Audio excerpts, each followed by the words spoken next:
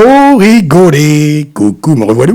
Il est 9h30 à quelques secondes près. C'est donc l'heure de la chronique déjantée du Patou, qui rit de tout, ou presque, en direct dans les studios de Radio Libre en Périgord, la radio que l'on adore. En préambule, pour les SOS qui n'étaient pas au courant, malgré l'augmentation des tarifs de l'électricité, mon absence au micro ces 2 dernières semaines était due aux conséquences d'une légère intervention chirurgicale pour nettoyer une corde vocale. Donc, interdiction de causer pendant 10 jours. Aujourd'hui, cela va mieux, et c'est reparti pour un tour, comme on dit, même si je dois y aller mollo piano. Oyez, oyez, Françaises, Français, le gouvernement vous parle. Il faut économiser. Salariés et retraités, on va vous dépouiller. Même que le gros Larcher a dit, vous allez vous serrer la ceinture, et moi, je vais la desserrer. Quant à la présidente de l'Assemblée nationale, elle estime, je cite, que les retraités les plus aisés pourraient davantage être mis à contribution. Alors pour elle, les aisés, ce sont ceux qui touchent une pension mensuelle supérieure à 2 000 € et qui n'ont pas besoin de cette manne, vu qu'ils économisent depuis des années. Elle oublie cependant que les retraités en question, ils payent leur logement, leur électricité, leurs assurances, leurs mutuelles, l'essence de la bagnole, alors qu'elle ne paie rien. Tout est gratos pour elle grâce aux avantages éhontés dont elle bénéficie de par sa fonction qui lui rapporte, qui plus est, un salaire mensuel d'environ 32 000 €. Est-ce que Madame Braun pourrait s'en priver si elle n'avait que 2 000 € par mois pour vivre, comme l'a récemment proposé une influenceuse? Plutôt que de continuer à vouloir nous saigner à blanc, nous, les braves contribuables de la France d'en bas, il vaudrait mieux que tous ces dirigeants irresponsables donnent l'exemple.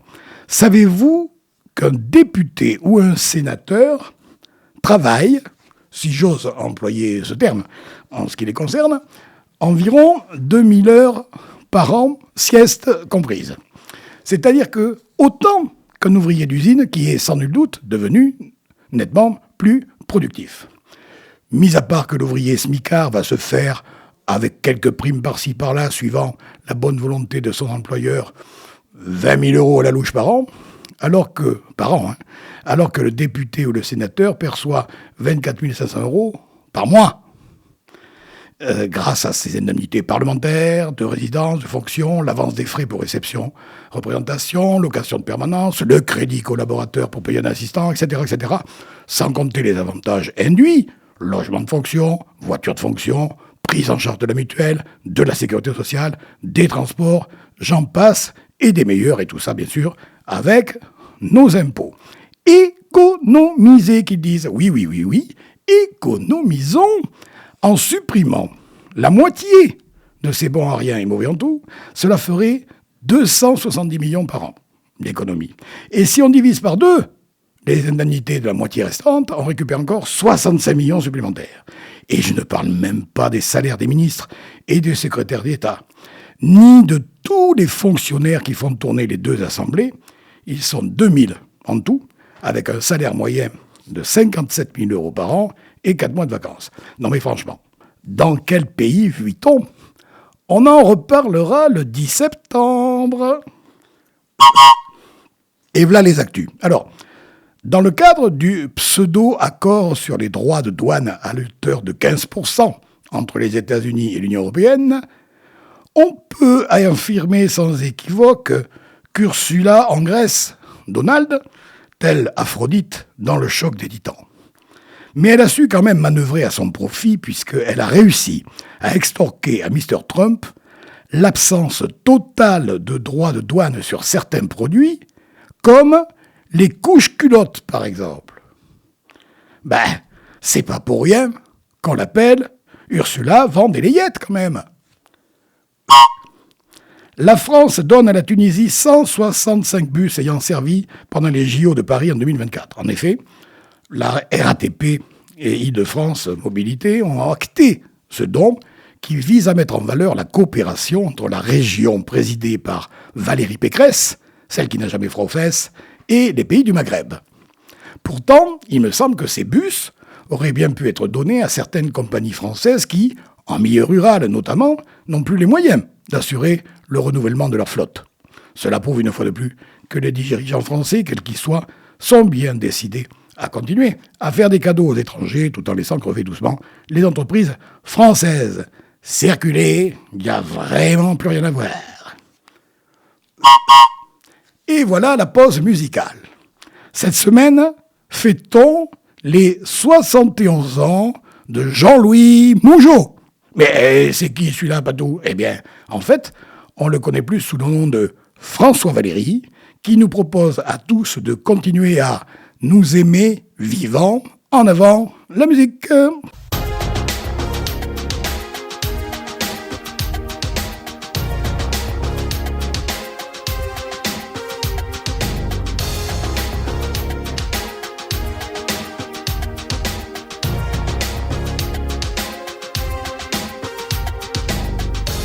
Comme une envie de dire je t'aime, quand on est au bout de soi-même, quand il n'y a plus aucune raison de le cacher. Comme une envie de rêver tout haut, de dire enfin les mots qu'il faut, les mots faciles qui ont le pouvoir de déranger.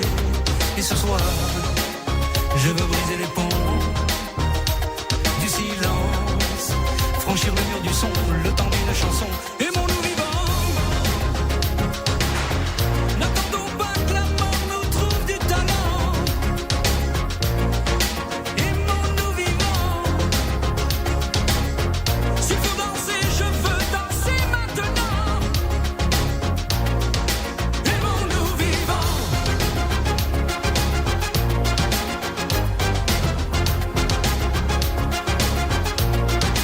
Aimons-nous debout. Faisons la paix, faisons l'amour entre nous. Aimons-nous surtout. Pour ne plus jamais, jamais vivre à genoux. Aimons-nous vivants.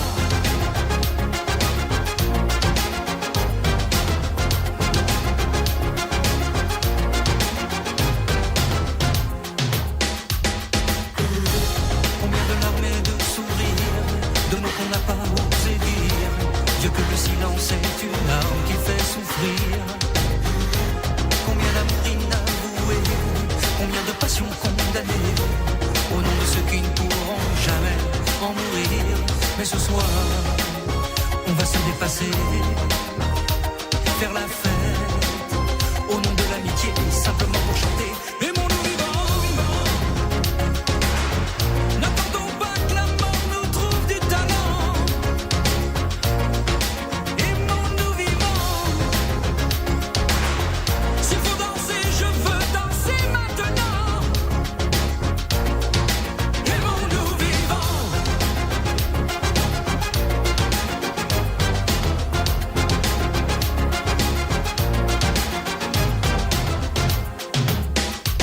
C'est vrai, on ne peut pas changer le monde. Je sais, mais c'est bon d'y croire une seconde. Aimons-nous vivants. Vivants.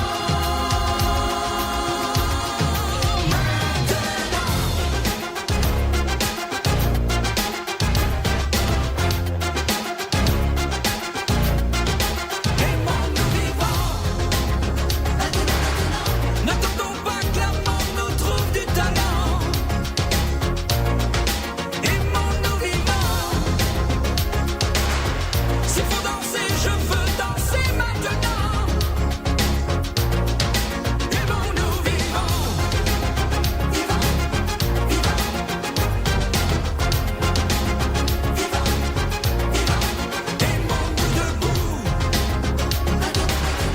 Faisons la paix, faisons l'amour entre nous. Aimons-nous surtout. Pour ne plus jamais, jamais vivre à genoux.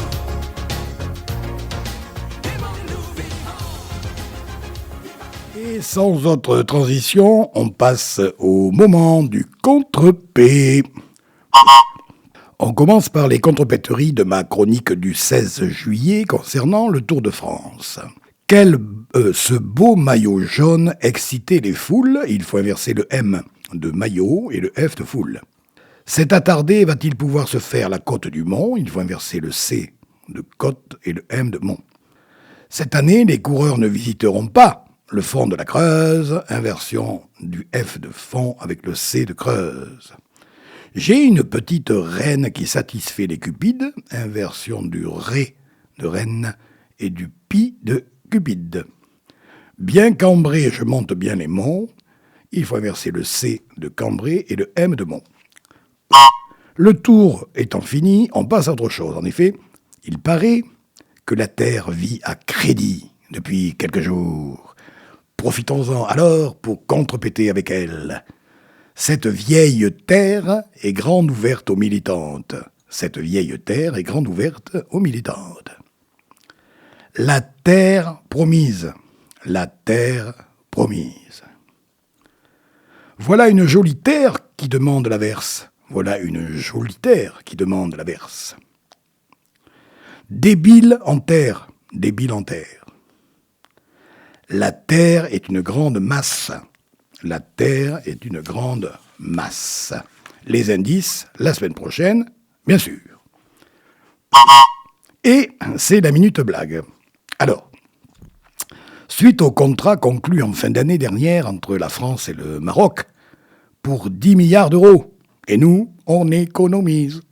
C'est désormais l'idylle parfaite entre Rabat-Joie et Paris-Ici la sortie. Même que Manu et Brigitte ont pu prendre quelques jours de vacances sur place. Et, alors qu'ils se promenaient sur la plage d'Essaouira, les cheveux dans le vent, le pied nu de Manu heurta une vieille lampe. Il la ramassa, la nettoya un peu, et hop, un génie apparut. C'est dingue, non? Je suis le génie des sables, et je peux t'accorder un vœu. Le président Macron réfléchit et dit... Mes parents m'ont toujours parlé d'une arrière-grand-mère absolument extraordinaire que je n'ai pas eu la chance de connaître et que j'aimerais bien rencontrer. Ouh là là, je suis un génie, mais c'est difficile ce que tu me demandes. Je ne peux pas ressusciter les morts, c'est trop compliqué. N'as-tu pas un autre vœu? Alors, Macron réfléchit une seconde fois. Si, c'est possible. Et dit, je voudrais qu'il n'y ait plus de contestation dans mon pays, que tous mes projets soient acceptés, que ma cote de popularité grimpe au sommet, que tout le monde m'aime, quoi.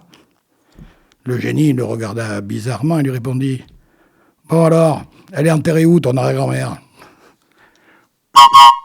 Voilà les petits loups, c'est fini pour aujourd'hui. N'oubliez pas que vous pouvez me réécouter vendredi à 15h30 et samedi à 9h30. À la technique, aujourd'hui c'était Aïda et je la remercie. En cette fin de semaine, je vais pouvoir continuer à tester la solidité de mes cordes vocales retrouvées puisque j'aurai l'immense plaisir de participer pour la 5e année au fabuleux salon de l'île aux livres Bois-Plage-en-Ré qui se déroulera du vendredi 8 août au dimanche 10 août en compagnie d'une centaine d'auteurs émérites. Et, ce qui ne gâte rien, il fera beau et chaud, comme dirait un ami contrepéteur belge. En attendant de vous retrouver la semaine prochaine, je vous délivre le petit message habituel. Salut les copains, salut mes poules, restez à l'ombre et prenez soin de vous.